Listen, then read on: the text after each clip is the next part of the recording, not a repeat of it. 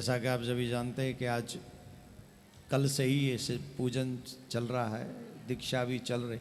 अब आज कोई ना करे, यहाँ बैठकर सिर्फ सीखो, लर्न करो, घर में जाके चिंतन करो। कल हमने 4 चीज़ें आपको बताई थी। पहला, आहार शुद्ध करो। दूसरा, नित्य स्वाध्याय करो। तीसरा, कीर्तन करो। चौथा, जाप करो। बहुत से लोग कहते हैं गुरुजी मर गए, फंस गए, अब नई बात बन रही है, ये हो गया। रीजन क्या है? हम कभी भी अपने गुरु मंत्र पर विश्वास नहीं करते। जिन लोगों को अपने गुरु मंत्र पर विश्वास है, यमराज भी उनके सामने आकर थर थर कांपेगा।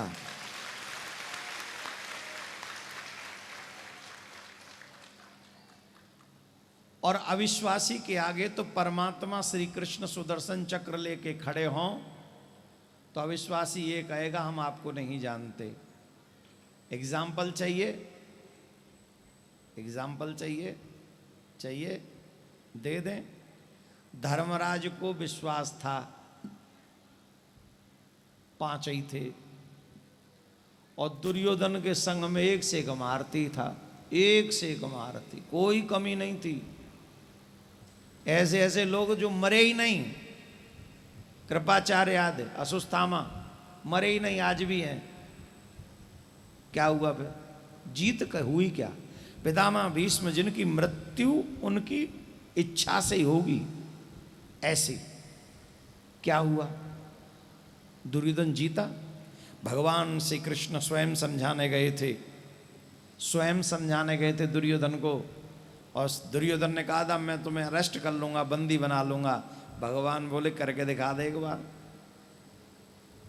ट्राई कर ले, कहीं ऐसा ना हो तेरे मन में ये भी रह जाए कि मैं चाहता तो उन्हें बंदी बना लेता, पर मैंने चाहा ही नहीं। ट्राई कर। उसने ट्राई किया, क्या हुआ? उसने ट्राई किया, उसके बावजूद भी वो बंदी बना नहीं सका, और उसके बाद भी बात नहीं मानी। इसको क्या कहेंगे आप?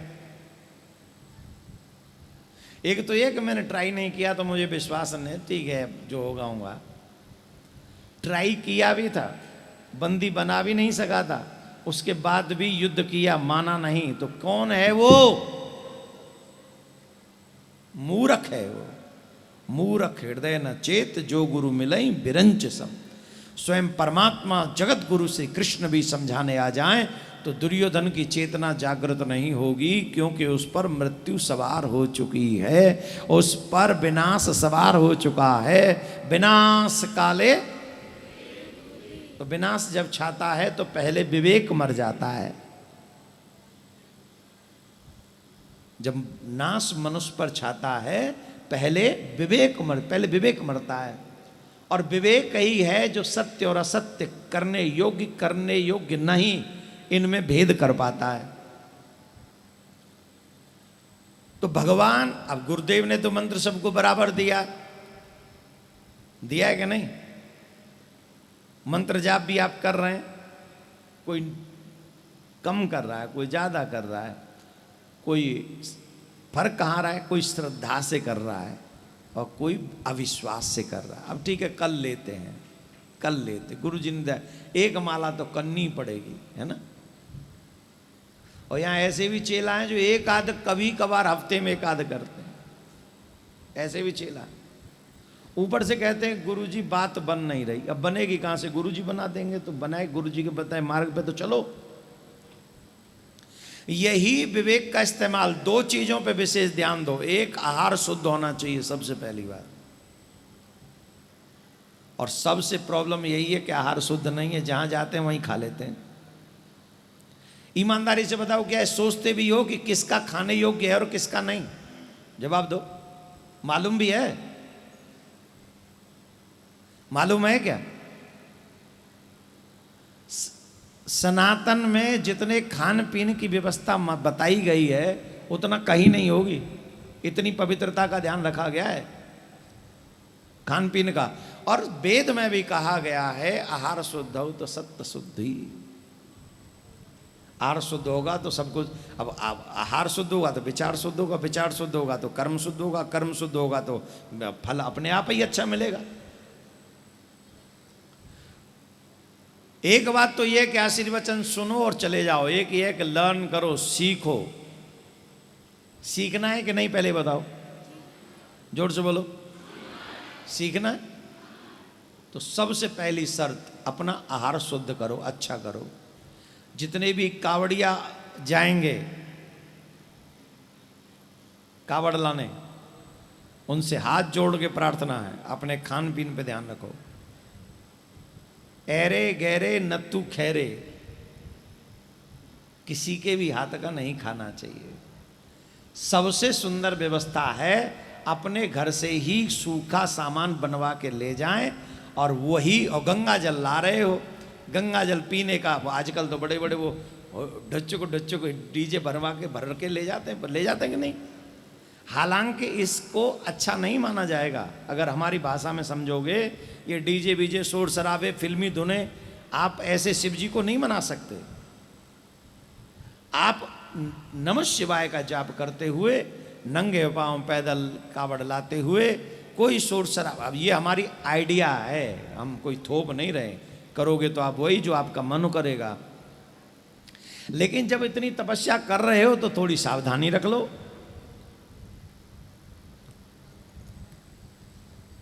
पूरी दुनिया तुम्हारे उन गानों के डीप क्या बोलते हैं उसको, बीट को सुने और सड़क हलती रहे। महाराज सड़क हलती है, उसके इतनी जोर जोर से बजाते हुए जाते हैं, तो वो जरूरी नहीं है। जरूरी यह है भोजन शुद्ध हो, स्नान के बाद हम वो उठाएं और पूरे रास्ते भर नमः शिवाय का जाप करते जाएं, और घर के दिए हुए बनना जो भोजन है उसको करें। अगर ना हो, ढाबा पे रुकना हो, तो जो अभी चल रहा है सिस्टम ढाबा होटल और सिस्टम का, तो पहले पूछ लें। हाँ, तो वो भी आहार शुद्ध होना चाहिए, पहली बात। दूसरा, नित्य स्वाध्याय, कथा कीर्तन नित्य सुनो, सत्संग नित्य सुनो। अब सत्संग किसका सुने? पूज्य मलुक पीठ वाले महाराज जी बोल रहे थे, बहुत अच्छी लगी थी ये बात हमको। हर किसी का नहीं सुनना चाहिए। पहली शर्त तो यही रखो कि भाई ज़्यादा सुनने का समय भी नहीं है, तो अपने गुरु जी का ही सुने। सिर्फ अपने गुरु जी का ही सुने, पहली शर्त। दूसरी, अगर बहुत ज़्यादा आपका मन है तो सिर्फ उनका सुने जो तुम्हें भगवान की तरफ ले जाए, भगवान से दूर न ले जाए।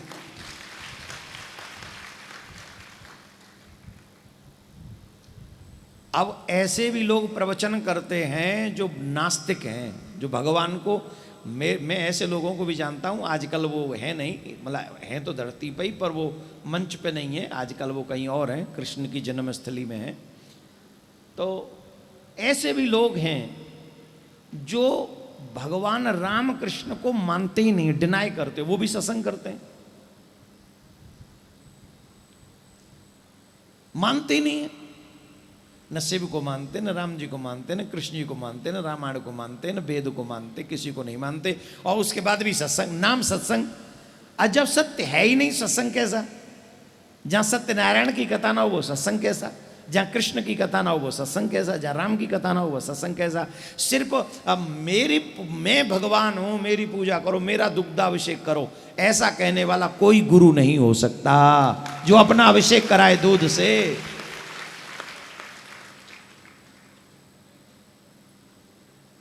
मेरे चरणों की रज तुम्हारा कल्याण कर देगी, तुम्हारी चटनी खा लो, समोसा कृपा कर देगा। फ्रीज खोल के उसमें एक वो रख दो, क्या बोलते हैं उसको, करौंदा रख दो, कृपा हो जाए। अब ऐसी कृपा लेते हुए डोलोगे तो तुम भगवान से कैसे जुड़ोगे, आप बताओ। देखो, मैं सबकी गारंटी नहीं लेता, पर सनातनियों की गारंटी लेता हूं। मैं आपको ये बता सकता हूं, करना आप ही को है, करना आप ही को पड़ेगा।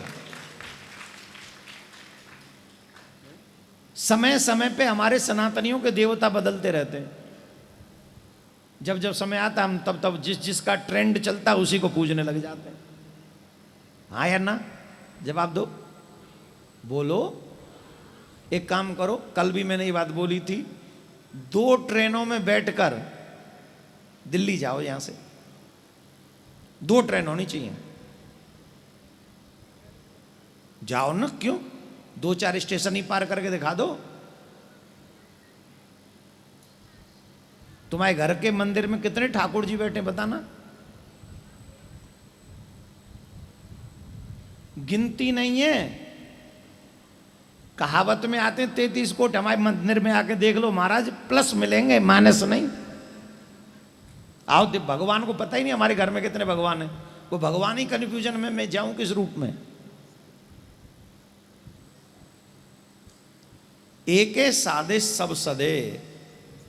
अब कुछ समय पहले, आजकल तो शायद कम हुई है, साईं पूजा प्रारंभ हो गई थी साईं बाबा की। साईं संत हैं, हम उसका विरोध नहीं कर रहे हैं, कोई बुरा माने, पर साईं भगवान थोड़ी है जो हम सबके घरों में पहुंच गए। वो क्या, क्यों पहुंच गए? क्योंकि चमत्कार, फलाना एक्टर वहां चला गया था तो अब तो मतलब वहां चमत्कार हो गया, साईं बाबा अब चमत्कार करेंगे, बस मतलब अब सबके घर में भभूति पहुंच गई। पहुंची कि नहीं पहुंची बोलो? साईं बाबा की छवि देश विदेश में सब मंदिरों में बैठी है, समय विदेशों में ज्यादा है। अब वो साधु बेचारे जिन्होंने जीवन भर लंगोटी पहनी होगी, उनको सोने का मुकुट हमने पहना दिया। किसके चक्कर में? बोले चमत्कार होगा हमारे साथ। भस्म को रमाने लग गए, खाने लग गए भस्म को। तो फिर साईं बाबा चले गए। कुछ दिन बाद में कुछ और देवता और गुरु आ गए। वो कहते भगवान है ही नहीं, राम है ही नहीं, कृष्ण है ही नहीं। और फॉलोअर्स उनके भी कम नहीं थे। न साईं बाबा के फॉलोअर्स कम थे, न जो भगवान राम कृष्ण की प्रचार ही नहीं करते उनके भी फॉलोअर्स कम नहीं है। बोलो हाँ या ना? और फिर भी वो हम सनातनी थे जो उनके पीछे गए। और फिर लोग आने के लगे, चमत्कार करने लगे, भूत प्रेत की पूजा करवाने लगे, फिर वहां गए। अब मेरे जो पितृ हैं, मेरे ध्यान से सुनना, मैं सिर्फ डायरेक्ट आपको एक बात बोल रहा हूं, मेरे जो पितृ हैं वो आपके लिए पूजनीय नहीं हो सकते। क्लियरली सुन लो, मेरे जो पितृ हैं वो मेरे लिए तो पूजनीय हैं, पर आपके लिए नहीं। क्यों? आपके लिए वो भूत प्रेत ही हैं। कौन है? कौन है? अब या तो भूत प्रेतों की पूजा कर लो या मेरे भगवान की पूजा कर लो, आप पे आपके ऊपर निर्भर है।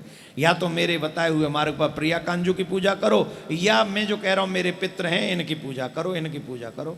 तो मेरे भूत प्रेतों को तुम, मेरे लिए पितृ हैं, तुम्हारे लिए तो भूत प्रेत ही हैं, तुम उनकी पूजा करो।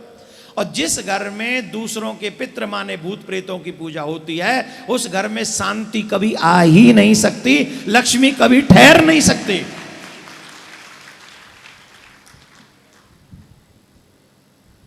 समझ गए? तो ये बात हमें बोलने की आवश्यकता क्यों पड़ी? हम इसलिए पड़ रही है, काफी लोग हमारे ही शिष्य हैं जो हमारे पास आते हैं और रो रहे हैं कि महाराज हम तो कहीं के नहीं रहे। हमने कहा क्यों, क्या हो गया? बोले ये दुख था जीवन में। दुख तो सबके में रहेगा, कभी दुकान चलेगी कभी नहीं चलेगी, कभी बेटा सुख देगा तो कभी बहू दुख भी देगी, कभी बहू सुख भी देगी तो बेटा जो है थोड़ा बहुत चाहे लेट लाएगा।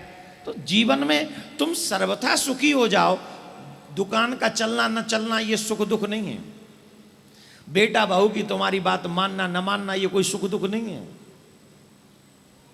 तुम्हारे शरीर पर वस्त्रों का, अच्छे वस्त्रों का होना या फटे हुए वस्त्रों का होना ये सुख दुख नहीं है।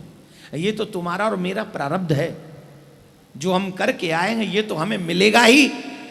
लेकिन सबसे बड़ा दुख अगर है तो वो ये कि मैं मनुष्य जीवन पाकर परमात्मा से दूर हो गया, ये सबसे बड़ा दुख है। और सबसे बड़ा सुख क्या है?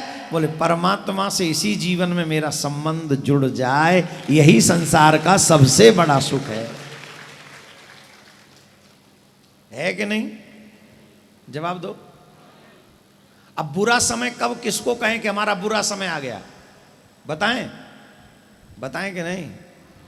जब तुम्हें अपने माता पिता की बात और एडवाइस बुरी लगने लगे तो समझना तुम्हारा बुरा समय शुरू हो गया। और बहुओं के लिए बात सास ससुर आ जाएंगे। माता पिता माने सास ससुर, समझ गई? बहुएं सुन लें, तिलक लगा के और भाई सास ससुर की बात ना सुनना तो गुरु जी कोई गाली पड़ती है, कहाँ सिखाया होते गुरु ने? जी सिखाया होगा, है ना, है कि नहीं? तो आपके चक्कर में गाली हम पे पड़ती है, हम तो सह लेते हैं, हम तो क्या है। अब कई लोग कहते हैं या तो बड़े मौज आ रही होगी गुरु जी की। अरे पूरी साल भर गालियां खाते हैं सास बहू की हम लोग। अब कई बार तो हस्बैंड गाली देते हैं बहुओं के, अरे तेरा गुरु खाएगा हमें, तो ये 24 घंटा माला पे बैठा राखी है, माला छोड़ती ना है, जब देखे आसन डाल के बैठी रहते हैं। ये गुरु तो देश है बर्बाद, पता नहीं क्या क्या सुनना पड़ता है। तो हम लोग ऐसे ही नहीं पूज रहे हैं, बहुत खा पी के बैठे हैं तब पूज रहे हैं। तो बहुत कुछ खाना पीना भी पड़ता है हम लोगों को। लेकिन ध्यान से सुनो, जब माता पिता की बात बुरी लगने लगे तो समझना बुरा वक्त आने वाला है। जब मंदिर और कथा पंडाल तुम्हें पाखंड दिखने लगे तो समझ लेना तुम्हारा बुरा वक्त आने वाला है। जब गुरु के बताए हुए अच्छे विचार भी, अच्छा मार्ग भी, गुरु मंत्र में तुम्हारी निष्ठा न लगे, विश्वास न हो, तो समझ लेना कि अब तुम्हारा बुरा वक्त प्रारंभ होने वाला है। जो मनुष्य अहरनिश जिनके कारण तुम्हारी आजीविका चल रही है,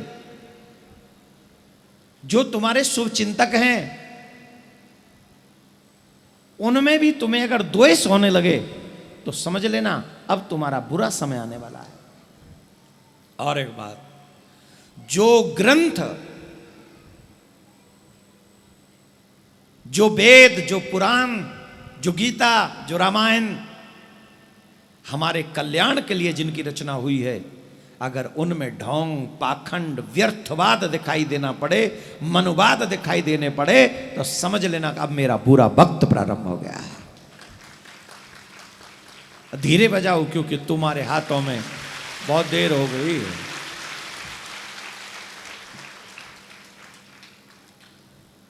अच्छा समय जब आपका मन स्वतः ही कथा में जाने को करे, मंदिर जाने को करे, बड़ों की बात मानने को करे, गीता रामायण भागवत पढ़ने को करे, भजन करने को करे, परोपकार करने को करे, तो समझना तुम्हारा अच्छा समय है, यही अच्छा समय। ऐसे नहीं कह रहे, शास्त्रों में क्या लिखा है पता है?